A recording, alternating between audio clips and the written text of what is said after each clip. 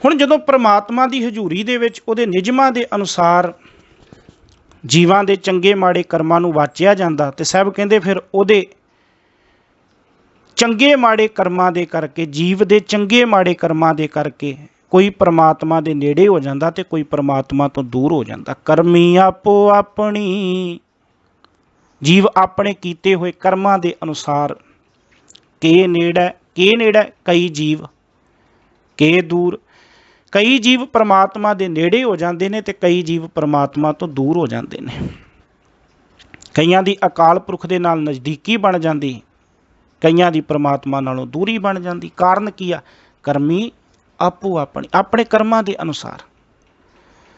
गुरु अर्जन साहब जी का शब्द 12 माह दे विच पढ़ते हैं। साहब कहंदे किरत कर्म के विछुड़े कर किरपा मेलो राम। किरत कर्म के विछुड़े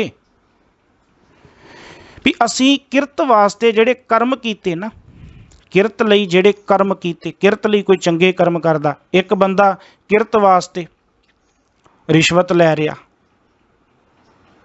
एक बंदा 10 नौहां की कमाई कर रहा। ਇਹਦਾ मतलब किरत लई जेड़े कर्म कीते, किसी ने चंगा कीता किसी ने माड़ा कीता। कहंदे किरत कर्म के विछुड़े। कई जीव किरत लई जेड़े कर्म करते हैं उहदे करके परमात्मा तो विछड़ जाते हैं। परमात्मा किरपा करो मेलो राम, मैनू अपने नाल मेल लो। करमी आपो अपनी के नेड़े के दूर। जीव अपने कीते कर्मां दे करके परमात्मा दे नेड़े भी है, परमात्मा तो दूर भी हो जाता। एक बेनती है कि इत्थे उचारण दे वल बहुत ध्यान देना है। अक्सर मैं वेखदा कि श्लोक पढ़न लग्गियां इहदा उचारण गलत कर दिता जाता। कई इनू करमी आपो अपनी, कई नेड़े के दूर, जां क्या नेड़े के दूर, इस तरह भी पढ़ दिंदे ने। जां इहदे तो पहलां जिहड़ी पंक्ति आई चंगियाइयां बुरियाइयां वाचै धर्म हदूर, उहनूं अक्सर वाजे धर्म हदूर पढ़ दिंदे ने। इस करके बाणी पढ़न लग्गियां थोड़ा ध्यान देना जरूरी बनता है। उत्थे वाचै शब्द है, वाजे शब्द नहीं। क्या नेड़ा क्या दूर नहीं, के नेड़ा के दूर। सब कहते इस करके जीव अपने कीते हुए कर्मां दे अनुसार परमात्मा दे नेड़े भी हो जाता ते परमात्मा तो उहदी दूरी भी बन जाती है। कीते हुए भैड़े जिहड़े कर्म ने वो परमात्मा तो दूर कर दिंदे ने, जिहड़े चंगे कर्म ने वो सानू परमात्मा दे नेड़े कर दिंदे ने। जिन्हां ने परमात्मा नू जपिया, चंगे कर्म करते हुए परमात्मा नू चेते रखिया, परमात्मा दे निजमां नू याद रखिया, सब कहते फिर उन्हां लई की हुंदा? जिन्नी ही नाम ते आया गए मशक्कत घाल। सब कहते जिन्हां ने जीवन विच चंगे कर्म करते हुए परमात्मा दे नाम नू धियाया, परमात्मा दे निजमां नू चेते रखिया, वो निजमां दे उत्ते चलते हुए निजमां नू मनते हुए गए मशक्कत घाल। सब कहते वो अपनी मेहनत सफली करके गए, जीवन दे विच अपनी मेहनत सफली करके गए। जिन्नी बहुवचन विच जिन्हां मनुखां ने नाम धियाया, परमात्मा दे नाम नू धियाया, परमात्मा दे गुणां नू चेते कीता, मशक्कत मेहनत घाल कमाई, कहंदे वो अपनी घाल कमाई सफली करके गए इस संसार तो। नानक हे नानक ते मुख उजले, ते मुख वो मुख उजले ने। किहड़े मुख? जिन्नी नाम धियाया, जिन्हां ने परमात्मा दे नाम नू धियाया, ते मुख उजले वो मुख उजले ने। हुण ये मुख उजले करने वास्ते कोई बंदा कहे मैं पानी दे नाल मुख उजला कर लवां, नहीं होएगा। कोई कहे मैं साबण पाउडर ला के मुख उजला कर लवां, प्यारिओ नहीं होएगा। अंदर दी वासना जिहड़ी वो मत्थे ते प्रगट हो जाएगी। जिन्ना मर्जी शंगार करके अपने मूँह नूं बाहरी तौर ते उजला कर लईए, सोहना बनाउण दा यतन कर लईए, जिहड़ी अंदर दी वासना वो मत्थे ते प्रगट हो जाती है। अंदर दा झूठ मत्थे ते प्रगट हो जाता, बंदे दा क्रोध मत्थे दे उत्ते प्रगट हो जाता। ये पानी नाल धोता जाएगा? ये पाउडर ला के, ये साबण ला के, ये कोई होर तरीके दे नाल असीं अपने जिहड़े बाहर प्रगट हो रहे ने क्रोध झूठ वासनावां, इन्हां नूं छुपा लवांगे? ਕਾਮ ਮੱਥੇ ਤੇ ਪ੍ਰਗਟ ਹੋ ਰਿਹਾ, ਮੋਹ ਮੱਥੇ ਤੇ ਪ੍ਰਗਟ ਹੋ ਰਿਹਾ, ਹੰਕਾਰ ਦੀ ਪ੍ਰਦਰਸ਼ਨੀ ਹੋ ਰਹੀ।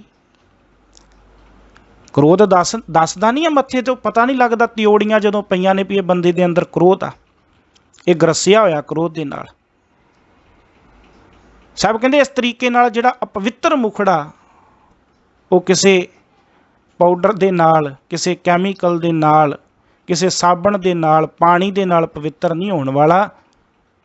ਸਾਹਿਬ ਕਹਿੰਦੇ ਇਹ ਤੇ ਪ੍ਰਮਾਤਮਾ ਦੇ ਨਾਮ ਦੇ ਨਾਲ ਹੀ ਪਵਿੱਤਰ ਹੋ ਸਕਦਾ।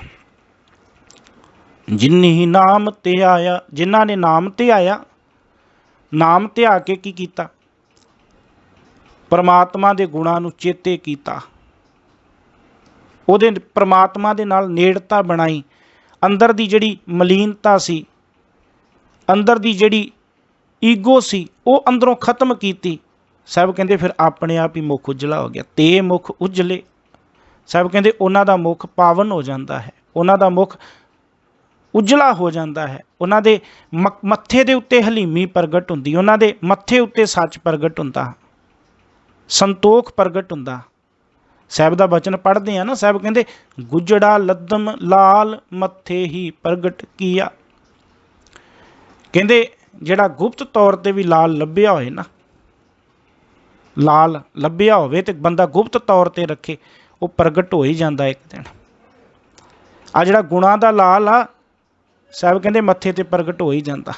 ਤਾਂ ਹੀ ਸਾਹਿਬ ਕਹਿੰਦੇ ਜਿਨਹੀ ਨਾਮ ਤੇ ਆਇਆ, ਗਏ ਮਸ਼ੱਕਤ ਘਾਲ,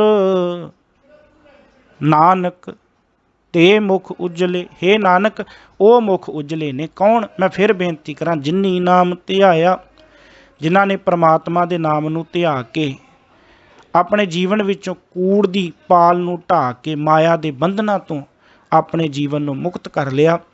ਕੀਤੀ ਛੁੱਟੀ ਨਾਲ, ਸਾਹਿਬ ਕਹਿੰਦੇ ਫਿਰ ਉਹ ਇਕੱਲੇ ਆਪ ਹੀ ਨਹੀਂ, ਇਕੱਲੇ ਆਪ ਹੀ ਨਹੀਂ, ਕੀਤੀ ਛੁੱਟੀ ਨਾਲ ਉਹਨਾਂ ਨੇ ਕਈਆਂ ਨੂੰ, ਹੋਰਨਾਂ ਨੂੰ ਵੀ ਇਹਨਾਂ ਬੰਧਨਾਂ ਤੋਂ ਮੁਕਤ ਕਰਵਾ ਲਿਆ, ਆਜ਼ਾਦ ਕਰਵਾ ਲਿਆ। ਆਪ ਤੇ ਮੁਕਤ ਹੋਏ, ਉਹਨਾਂ ਦੀ ਸੰਗਤ ਕਰਕੇ ਕਈ ਹੋਰ ਜਿਹੜੇ ਨੇ ਉਹ ਵੀ ਮਾਇਆ ਦੇ ਬੰਧਨਾਂ ਤੋਂ ਆਜ਼ਾਦ ਹੋ ਗਏ। ਕੌਣ? ਜਿਨਹੀ ਨਾਮ ਧਿਆਇਆ, ਜਿਨ੍ਹਾਂ ਨੇ ਪ੍ਰਮਾਤਮਾ ਦੇ ਨਾਮ ਨੂੰ ਧਿਆਇਆ ਹੈ, ਜਿਨ੍ਹਾਂ ਨੇ ਪ੍ਰਮਾਤਮਾ ਦੇ ਨਾਮ ਨੂੰ ਆਪਣੇ ਹਿਰਦੇ ਵਿੱਚ ਵਸਾਇਆ ਹੈ। ਬੇਨਤੀ ਕਰਾਂ, ਇਹ ਜਿਹੜਾ ਸੰਸਾਰ ਹੈ ਇਹ ਇੱਕ ਰੰਗ ਭੂਮੀ ਦੀ ਤਰ੍ਹਾਂ ਹੈ, ਜਿਹਦੇ ਵਿੱਚ ਜੀਵ ਖਿਡਾਰੀ ਦੇ ਤੌਰ ਤੇ ਆਪਣੀ ਖੇਡ ਖੇਡ ਰਹੇ ਨੇ। ਹਰੇਕ ਜੀਵ ਦੀ ਪੜਤਾਲ, ਹਰੇਕ ਜੀਵ ਦਾ ਜਿਹੜਾ ਅੰਦਰ ਹੈ ਉਹਨੂੰ ਗੌਰ ਦੇ ਨਾਲ ਦੇਖਿਆ ਜਾਂਦਾ, ਪੜਤਾਲ ਕੀਤੀ ਜਾਂਦੀ। ਤੇ ਜੋ ਨਿਰੀ ਮਾਇਆ ਦੀ ਖੇਡ ਹੀ ਖੇਡ ਗਏ, ਉਹ ਪ੍ਰਮਾਤਮਾ ਨਾਲੋਂ ਵਿੱਥ ਬਣਾਈ ਰੱਖਦੇ ਨੇ ਆਪਣੇ ਜੀਵਨ ਦੇ ਵਿੱਚ। ਪਰ ਜਿਨ੍ਹਾਂ ਨੇ ਨਾਮ ਦੀ ਖੇਡ ਖੇਡੀ, ਜਿਨ੍ਹਾਂ ਨੇ ਰੱਬੀ ਗੁਣਾਂ ਦੀ ਖੇਡ ਖੇਡੀ, ਸਾਹਿਬ ਕਹਿੰਦੇ ਉਹ ਆਪਣੀ ਮਿਹਨਤ ਸਫਲੀ ਕਰਕੇ ਗਏ, ਜੀਵਨ ਦੀ ਯਾਤਰਾ ਸਫਲੀ ਕਰਕੇ ਗਏ। ਉਹਨਾਂ ਦੀ ਯਾਤਰਾ ਸਫਲ ਹੋ ਜਾਂਦੀ, ਸਫਲ ਸਫਲ ਭਈ ਸਫਲ ਯਾਤਰਾ। ਫਿਰ ਉਹਨਾਂ ਵਾਸਤੇ ਗੁਰੂ ਸਾਹਿਬ ਬਾਣੀ ਵਿੱਚ ਕਹਿੰਦੇ ਨੇ, ਗੁਰਮੁਖ ਜਨਮ ਸਵਾਰ, ਦਰਗਹਿ ਚੱਲਿਆ ਸੱਚੀ ਦਰਗਹਿ ਜਾਏ, ਸੱਚਾ ਪਿੜ ਮੱਲਿਆ। ਉਹ ਪ੍ਰਮਾਤਮਾ ਦੀ ਹਜ਼ੂਰੀ ਵਿੱਚ ਸੁਰਖਰੂ ਹੋ ਜਾਂਦੇ ਨੇ। ਉਹਨਾਂ ਦੇ ਵਾਸਤੇ ਗੁਰੂ ਨਾਨਕ ਸਾਹਿਬ ਜੀ ਕਹਿੰਦੇ ਵਾਜੇ ਵੱਜਦੇ ਨੇ, ਚੱਲਿਆ ਪਤ ਸਿਉ ਜਨਮ ਸਵਾਰ, ਵਾਜਾ ਵਾਏ ਸੀ।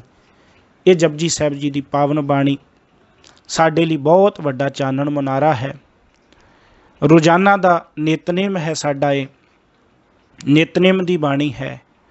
ਤੇ ਰੋਜ਼ ਇਸ ਬਾਣੀ ਨੂੰ ਪੜ੍ਹਦੇ ਹਾਂ, ਇਹਦੇ ਵਿੱਚੋਂ ਵਡਮੁੱਲੇ ਕੀਮਤੀ ਗੁਣ ਸਾਡੀ ਝੋਲੀ ਵਿੱਚ ਪੈਂਦੇ ਨੇ। ਇਸ ਬਾਣੀ ਨੂੰ ਮੈਂ ਬੇਨਤੀ ਕਰਾਂਗਾ, ਸਹਿਜ ਨਾਲ ਪੜ੍ਹਦੇ ਹੋਏ, ਸਮਝਦੇ ਹੋਏ, ਵਿਚਾਰਦੇ ਹੋਏ, ਆਪਾਂ ਗੁਰੂ ਬਾਬੇ ਕੋਲੋਂ ਗੁਣਾਂ ਦੀ ਦਾਤ ਪ੍ਰਾਪਤ ਕਰਦੇ ਹੋਏ ਆਪਣੇ ਜੀਵਨ ਨੂੰ ਸਵਾਰ ਸਕੀਏ। ਇਹੋ ਹੀ ਗੁਰੂ ਚਰਨਾਂ ਵਿੱਚ ਅਰਦਾਸ ਕਰੀਏ। ਇਹ ਗੁਰੂ ਸਾਹਿਬ ਕਿਰਪਾ ਕਰਨੀ, ਮਿਹਰ ਕਰਨੀ, ਵਿਸਰ ਨਾਹੀ ਦਾਤਾਰ, ਆਪਣਾ ਨਾਮ ਦੇਹ, ਗੁਣ ਗਾਵਾਂ ਦਿਨ ਰਾਤ, ਨਾਨਕ ਚਾਹੋ ਇਹ। ਆਪ ਸਾਰੀਆਂ ਸੰਗਤਾਂ ਦਾ ਬਹੁਤ ਬਹੁਤ ਧੰਨਵਾਦ, ਜੋ ਪਿਛਲੇ ਦਿਨਾਂ ਤੋਂ ਆਪ ਜੀ ਨੇ ਬੜੇ ਪਿਆਰ ਭਾਵਨਾ ਦੇ ਨਾਲ ਇਸ ਅਗੰਮੀ ਬਾਣੀ ਦੀ ਵਿਚਾਰ ਸਰਵਣ ਕੀਤੀ ਹੈ। ਇਹ ਮੈਂ ਬੇਨਤੀ ਕਰਾਂਗਾ ਕਿ ਦਾਸ ਕੋਲੋਂ ਇਸ ਅਗੰਮੀ ਬਾਣੀ ਦੀ ਵਿਚਾਰ ਕਰਦਿਆਂ ਇੱਕ ਨਹੀਂ ਬੇਅੰਤ ਹੀ ਭੁੱਲਾਂ ਹੋਈਆਂ ਨੇ। ਆਪ ਸੰਗਤ ਗੁਰੂ ਸਾਹਿਬ ਬਖਸ਼ਣਯੋਗ ਨੇ, ਆਪ ਜੀ ਨੇ ਬਖਸ਼ ਦੇਣਾ। ਅਰਦਾਸ ਕਰਨੀ, ਗੁਰੂ ਸਾਹਿਬ ਬਾਣੀ ਦੇ ਨਾਲ ਜੋੜਦੇ ਹੋਏ ਗੁਰਬਾਣੀ ਦੀ ਹੋਰ ਸਮਝ ਬਖਸ਼ਿਸ਼ ਕਰਨ, ਤਾਂ ਕਿ ਆਪ ਸੰਗਤ ਦੀ ਇਸੇ ਤਰ੍ਹਾਂ ਸੇਵਾ ਕਰਦਾ ਰਹਾਂ, ਆਪ ਸੰਗਤ ਦੇ ਨਾਲ ਇਸੇ ਤਰ੍ਹਾਂ ਪਿਆਰ ਬਣਿਆ ਰਹੇ। ਗੁਰੂ ਸਾਹਿਬ ਕਿਰਪਾ ਕਰਨ। ਬਹੁਤ ਬਹੁਤ ਧੰਨਵਾਦ ਸਿੱਖ ਫੋਰਮ ਦੀ ਸਮੂਹ ਸੰਸਥਾ ਦਾ, ਜਿਨ੍ਹਾਂ ਨੇ ਹੁਕਮ ਕੀਤਾ।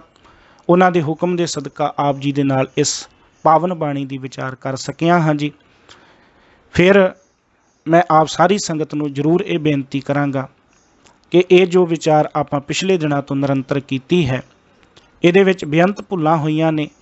ਆਪ ਜੀ ਨੇ ਆਪਣਾ ਛੋਟਾ ਵੀਰ, ਆਪਣਾ ਬੱਚਾ ਸਮਝ ਕੇ ਖਿਮਾ ਬਖਸ਼ਣਾ। ਹਾਂ, ਇਹ ਗੁਰਬਾਣੀ ਦੇ ਵਿੱਚ ਹੀ ਗੁਰੂ ਬਾਬੇ ਨੇ ਬਚਨ ਕਹੇ ਨੇ ਕਿ ਆਪ ਆਪਣੀ ਬੁੱਧ ਹੈ ਜੇਤੀ। ਬਾਣੀ ਦੇ ਕਦੀ ਵੀ ਇੱਕ ਅਰਥ ਨਹੀਂ ਹੋ ਸਕਦੇ। ਆਪਣੀ ਮੱਤ ਦੇ ਅਨੁਸਾਰ ਜਿੰਨੀ ਕੋਈ ਚੁੱਭੀ ਮਾਰੇ, ਭਾਈ ਗੁਰਦਾਸ ਸਾਹਿਬ ਕਹਿੰਦੇ ਜੋਈ ਜੋਈ ਖੋਜੈ ਸੋਈ ਸੋਈ ਨੇ ਪਜਾਵੇ। ਜਿਵੇਂ ਜਿਵੇਂ ਕੋਈ ਇਹਦੇ ਵਿੱਚ ਚੁੱਭੀ ਮਾਰੀ ਜਾਏਗਾ, ਤਿਵੇਂ ਤਿਵੇਂ ਹੋਰ ਡੂੰਘਾ ਜਾਈ ਜਾਏਗਾ। ਇਹ ਗੁਰਬਾਣੀ ਐਸਾ ਸਮੁੰਦਰ ਹੈ। ਸਤਿਗੁਰੂ ਕਿਰਪਾ ਕਰਨ ਅਸੀਂ ਇਸ ਸਮੁੰਦਰ ਦੀ ਗਹਿਰਾਈ ਵਿੱਚ ਜਾ ਕੇ ਚੁੱਭੀ ਮਾਰ ਕੇ ਆਨੰਦ ਮਾਣ ਸਕੀਏ। ਜਿੰਨਾ ਗਹਿਰਾਈ ਵਿੱਚ ਜਾਵਾਂਗੇ ਓਨਾ ਆਨੰਦ ਹੈ, ਓਨਾ ਖੇੜਾ ਹੈ। ਸਤਿਗੁਰੂ ਕਿਰਪਾ ਕਰਨ। ਫਿਰ ਆਪ ਸਾਰੀ ਸੰਗਤ ਦਾ ਬਹੁਤ ਬਹੁਤ ਧੰਨਵਾਦ। ਨਾਲ ਹੀ ਮੈਂ ਧੰਨਵਾਦ ਕਰਦਾ ਬਹੁਤ ਹੀ ਸਨਮਾਨਯੋਗ ਗਿਆਨੀ ਅਮਰੀਕ ਸਿੰਘ ਜੀ ਚੰਡੀਗੜ੍ਹ ਵਾਲੇ, ਮੇਰੇ ਅਤੀ ਸਤਿਕਾਰਯੋਗ ਉਸਤਾਦ ਭਾਈ ਸਾਹਿਬ ਭਾਈ ਮਨਿੰਦਰਪਾਲ ਸਿੰਘ ਜੀ, ਸਿੰਘ ਸਾਹਿਬ ਗਿਆਨੀ ਹਰਪਾਲ ਸਿੰਘ ਜੀ, ਹੈੱਡ ਗ੍ਰੰਥੀ ਸ਼੍ਰੀ ਫਤਿਹਗੜ੍ਹ ਸਾਹਿਬ, ਔਰ ਬਹੁਤ ਹੀ ਸਨਮਾਨਯੋਗ ਗਿਆਨੀ ਬਲਦੇਵ ਸਿੰਘ ਜੀ ਪੌਂਟਾ ਸਾਹਿਬ ਵਾਲੇ, ਜਿਨ੍ਹਾਂ ਨੇ ਹੱਲਾਸ਼ੇਰੀ ਦਿੱਤੀ, ਜਿਨ੍ਹਾਂ ਨੇ ਪਿਆਰ ਬਖਸ਼ਿਆ। ਉਹਨਾਂ ਨੇ ਵੀ ਆਪ ਸੰਗਤਾਂ ਦੇ ਨਾਲ ਵਿਚਾਰਾਂ ਦੀ ਸਾਂਝ ਪਾਉਣੀ ਹੈ। ਭੁੱਲਾਂ ਚੁੱਕਾਂ ਦੀ ਖਿਮਾ ਬਖਸ਼ੋ ਜੀ। ਵਾਹਿਗੁਰੂ ਜੀ ਕਾ ਖਾਲਸਾ, ਵਾਹਿਗੁਰੂ ਜੀ ਕੀ ਫਤਿਹ।